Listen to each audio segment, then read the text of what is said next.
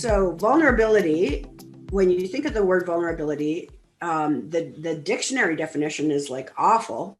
It says the state of being exposed and possibly being attacked or harmed, either physically or emotionally. Yikes. Oh yeah, I totally want to be vulnerable then. Sign me up, right? I'm all over it. We typically think of vulnerability as weakness. But I like, if you follow the work of Brene Brown et al., she talks about it being uncertainty, risk, and emotional exposure. Vulnerability is not winning or losing. It's having the courage to show up and be seen and not have control over the outcome. Everyone is vulnerable, no matter how much you try to avoid it. Vulnerability is having the courage to show up at work as you, your authentic self. It's choosing to trust your team and having the self-confidence to know that you will be okay if you are authentic. So, knowing that, I'm interested in, just pop into the chat what you think about how vulnerability and being authentic in your business or your professional life, how would that serve you and move you forward? So pop that into the chat. I'm really interested to hear your thoughts on that. For Ranchelle and myself, in our business as coaches, speakers, trainers, we recognize that if we don't model the way, our mission cannot be accomplished. We cannot achieve our goals and our mission unless we model the way. So when we look at who we are, Ranchelle and I, we come from very different perspectives, very different ways of approaching our work. And we work together in that because Ranchelle has a commitment to being authentic and true to herself. And I have a commitment to be authentic and true to myself. And together we're willing to be vulnerable with each other and with our audiences. And in that way, we're modeling the way. And that gives other people permission to show up and be authentic and be vulnerable as well. So when we talk about modeling the way, Ranchelle, and what that looks like, can you give us some examples of how modeling the way with showing up, being authentic and vulnerable could lead to improved performance for teams and people? Absolutely. I think, we have so many great examples of that just even in our own business, and having this opportunity when we have team members that, of course, with the podcast and the magazine, we have different team members. And so what will happen is we'll have a meeting, and we leave the meeting. We think that each person understands what their role is. We leave the meeting thinking that every single person understands what the expectations are of the project, which and then what the expectations of the tasks that are associated with that. And we all leave with this idea in mind that this is the direction we're all rowing in the same. We're all going here. We're in sync.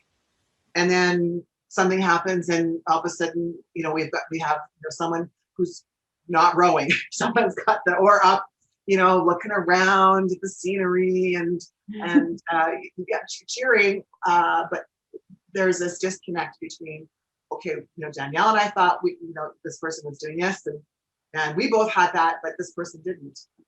And so there's a couple of different ways for us to show up. One of them is to show up in judgment. One of them is to micromanage. One of them is to question, right? And when you start questioning people, and especially if you have the DISC personality, right? So those who've done DISC, I'm a low D, I'm a high I. I start questioning somebody. I'm a fairly strong personality.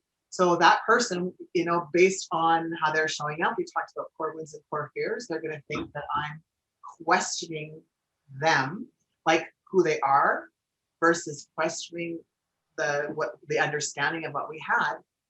So then what ends up happening, if we do it that way, then someone gets defensive, there's confusion, so how else can this happen, right? Mm-hmm. So in me stepping into my vulnerability, It's about I used to not like conflict, right? I would do everything in my life to avoid conflict. I would, things like I'm going to email or text versus picking up the phone, right?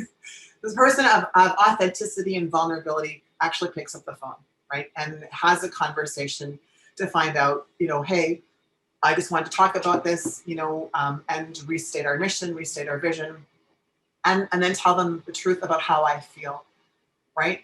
I feel confused, right? And here's where my confusion lies. And if you could help me understand, if you could help me and clarify, that that takes a way different tone than how I would have shown up before, Mhm. right? Mhm. And allowing people their own experience and not judging it. Like, so when someone doesn't perform in the role, not thinking that they're not providing excuses. Maybe they had a bad day, maybe this, like, oh, Susie always does that, right? She, none of that, just conversation about what that looks like. And then what happens, certainly in my experience with the team that we have, then we can talk about, okay, so moving forward, how can we prevent this miscommunication? Like, how can I support you? What do you need from me so that I can support you in this endeavor, because we have a mission that we're moving towards? So that's kind of how it certainly has played out, in my Mhm. life with our team. Mhm. Yeah, they say your vibe is your tribe, and your tribe is your vibe. Well, for us in our workplaces, that, and you can feel how you feel about the word tribe, but really we end up having this sort of standard of what the energy is, the vibe is, right? And when you go into a place, you pick up on that energy, you pick up on that vibe. If everybody is showing up to that workplace with that high driver of safety and secure, I just need to keep myself safe, I need to keep myself secure, and the way to be liked is to be perfect, or the way to be liked is to perform in this way or in that way. That's not necessarily me, but that'll keep me safe, and that'll keep me secure, and that'll make me be liked, and that will keep me safe, and I'll feel good about that. When we show up in that kind of energy, it's actually a lower vibration.